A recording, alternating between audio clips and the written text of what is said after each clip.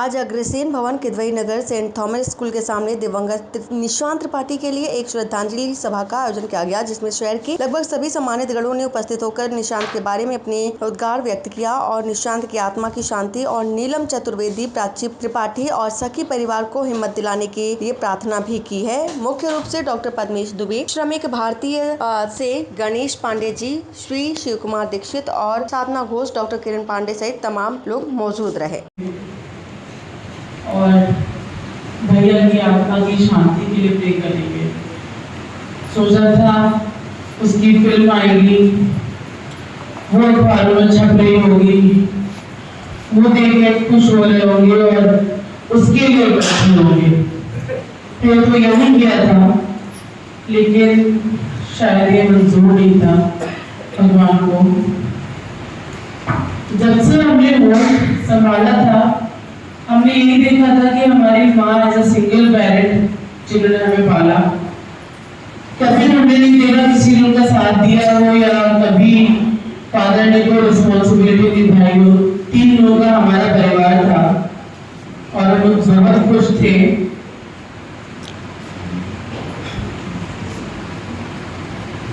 लेकिन अब 2 लोगों का बचा है। ज्यादा लोग नहीं जानते, उसने होटल में सहारा स्टार में जाके 3 दिन रुक के सुसाइड किया। बहुत टूट गया था। उसकी वेब सीरीज रिलीज हो चुकी है और ये बहुत कम लोग जानते हैं, लेकिन वो देखने के लिए आज वो नहीं है हमारे बीच। उसकी मूवी मंडे को रिलीज होने वाली थी थिएटर में, लेकिन ये भी देखने के लिए वो नहीं था। वो उसका शायद वो जो खुशी थी उसको उसका दुख हावी हो गया। लेकिन जैसे कि अरुण अंकल ने कहा, वो मूवी हम रिलीज करेंगे और मैं सबसे रिक्वेस्ट करती हूँ हम सब देखेंगे, ताकि वो जहां भी है उसको लगे मेरी मूवी रिलीज हुई है और मेरे अपने लोगों ने उसको देखा है। और एक रिक्वेस्ट सर ने कहा, अरुण अंकल ने कहा कि हमें सब बच्चे पे ध्यान देना पड़ेगा ताकि दूसरा निशान, दूसरा आत्मविश्वास ना हो। खाली लड़के ही नहीं, लड़कियां भी परेशान हैं। जहाँ लड़कियों का अभी तक सामने था, अब लड़कों के केसेस ज्यादा सामने आ रहे हैं। महीने में 3-4 केसेस आ चुके हैं। तो मैं सबसे रिक्वेस्ट करूंगी कि हम लोग मिलकर एक कमेटी बनाएं जिसमें साइकोलॉजिस्ट और साइकियाट्रिस्ट को जोड़ें। ऑनलाइन हम लोगों की काउंसलिंग करें, लोगों से बात करें, इसको गुप्त रखा जाए। आप अगर अपने आसपास ऐसे कोई भी केस देखते हैं या फिर आपके बच्चों के फ्रेंड्स के ऐसे कोई केस होते हैं तो उनको एज अ फ्रेंड ट्रीट करें।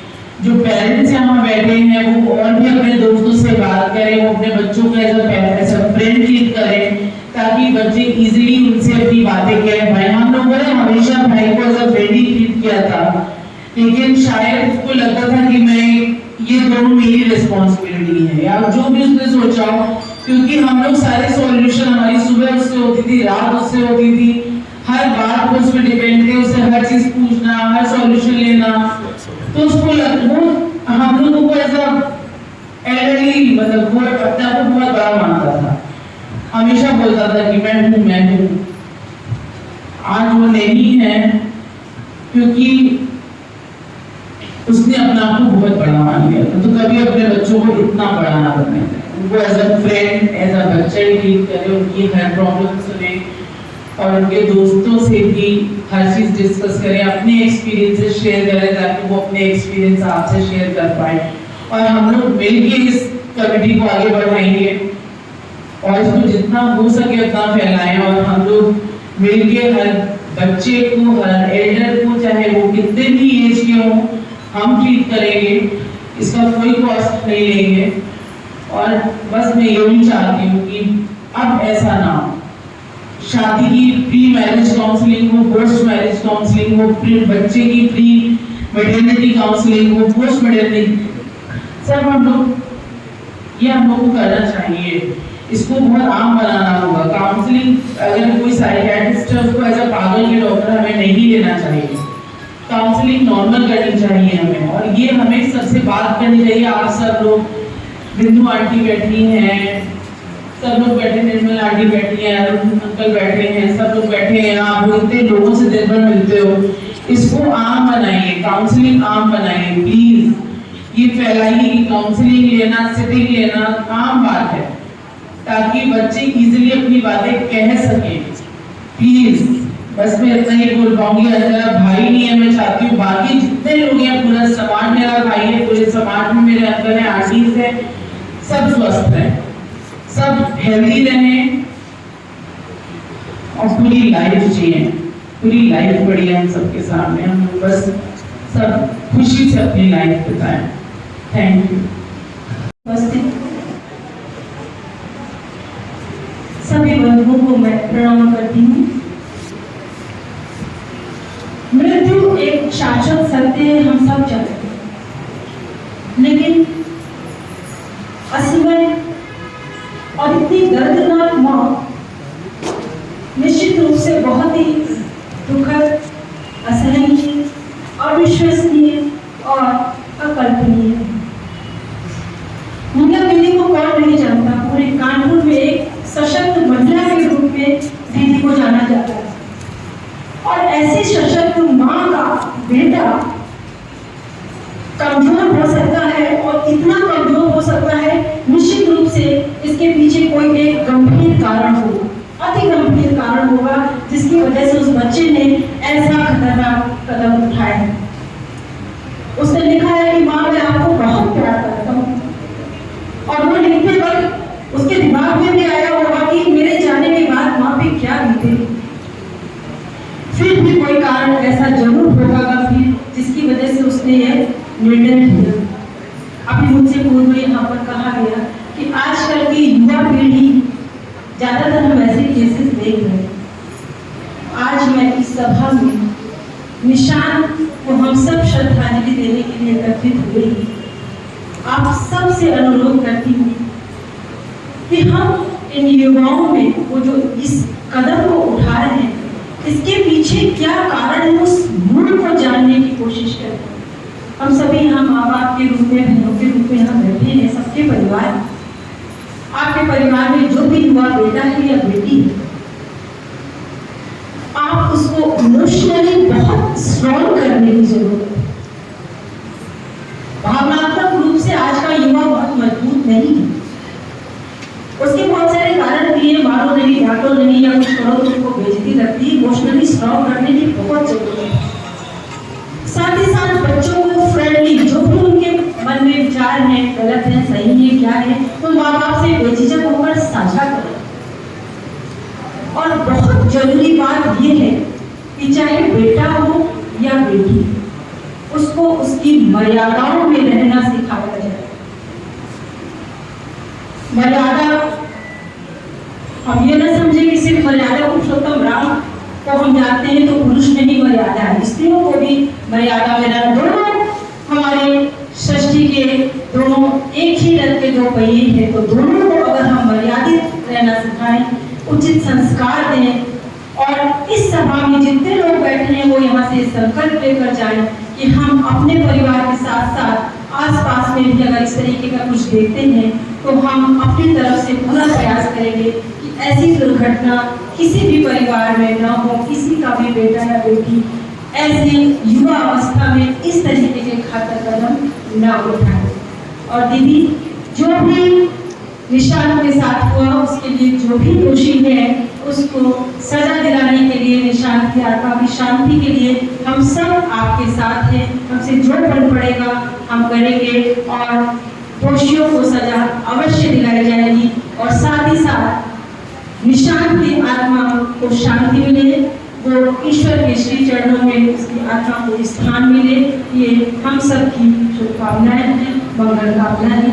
इसी के साथ मैं अपनी वाणी को विराम देती हूँ। बहुत सारे मनोवैज्ञानिकों और मनोचिकित्सकों की टीम लेके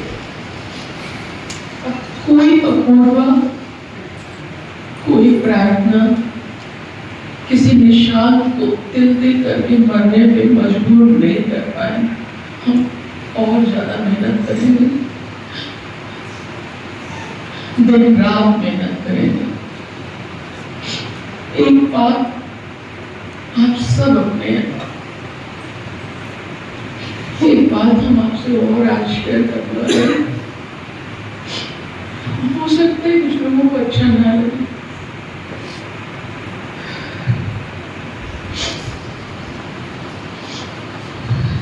हमने 41 साल पहले बहुत शिद्दत से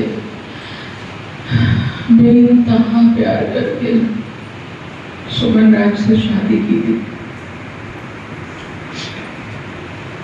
सोच के कि वो मेरा दोस्त है, हमसे 11 साल बड़े हैं, लेकिन मेरे दोस्त हैं। लेकिन वो तो बहुत इंटेलिजेंट है, वो इतने इंटेलिजेंट है, वो इतने इंटेलिजेंट है, उन्होंने कभी हमको और मेरे बच्चों को अपनी जिंदगी में जगह नहीं दी। मेरा एक तरफा रिश्ता रहा। मेरी सासू माँ जो अब नहीं है, उन्होंने 5 बार हमको घर से मेरे बच्चों के साथ निकाला, हमने बर्दाश्त कर लिया।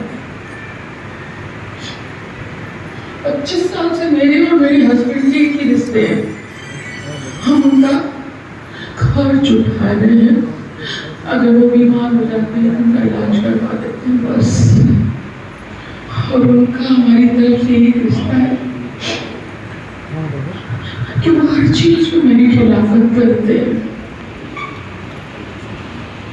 हमने कभी कुछ नहीं कहा, इसलिए नहीं कि हम कमजोर हैं, हमने अपने को कभी कमजोर समझा ही नहीं, इसलिए कि मानवता के नाते हमने उस व्यक्ति को कभी शिद्दत से प्यार किया था। इसलिए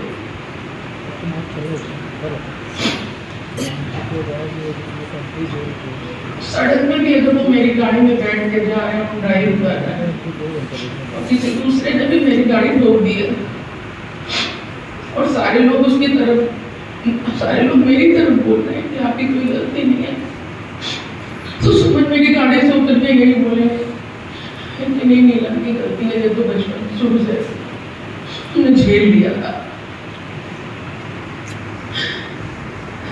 लेकिन आज तुमसे नहीं झेला जा रहा है, क्योंकि आज मेरा बच्चा चला गया, मेरे शरीर से जान निकल के चली गई है। आज सुमन राज मेरी खिलाफत कर रहे हैं, और इसलिए आज हम आप लोगों के सामने एक घोषणा करते हैं, आज मेरा जो भी रिश्ता था वो टूट चुका है, मैंने तोड़ दिया है। मैंने परसों उनसे कह दिया था, तुमने कोई रिचुअल नहीं किए, मेरे कहने के बावजूद अंतिम संस्कार सब कुछ मेरी बेटी ने किया 13वीं, और 13वीं में तुमने अपने दोस्तों को बुला के, जिन्होंने खाना खाने के बाद जिन्हें मेरे बेटे की शांति की बात करनी चाहिए, तुम उनके साथ बैठ के ये बोल रहे थे कि मेरे बेटे ने गलत लिखा है, जो सुसाइड नोट है वही गलत लिखा है। कहते थे कि जो अपराधी है वो अपराधी नहीं है, उनको बचाना के लिए एक पूरी उन्होंने टीम बुलाई थी वकीलों की, और उनसे बात कर रहे थे। मैं उनसे रात में फोन करके कहा, देखने की इच्छा नहीं थी, हमने कहा सुमन आज तुमने जो किया है ना, कुछ शुरू की सारी चीजों से बहुत ज्यादा गड़बड़ किया है तुमने। अब आज तुमको हम ये हक छीन लेते हैं कि तुम कभी हमें नहीं बोलना कि मैं तुम्हारी पत्नी हूँ, और इसको हम कोर्ट से लिखित कराएंगे।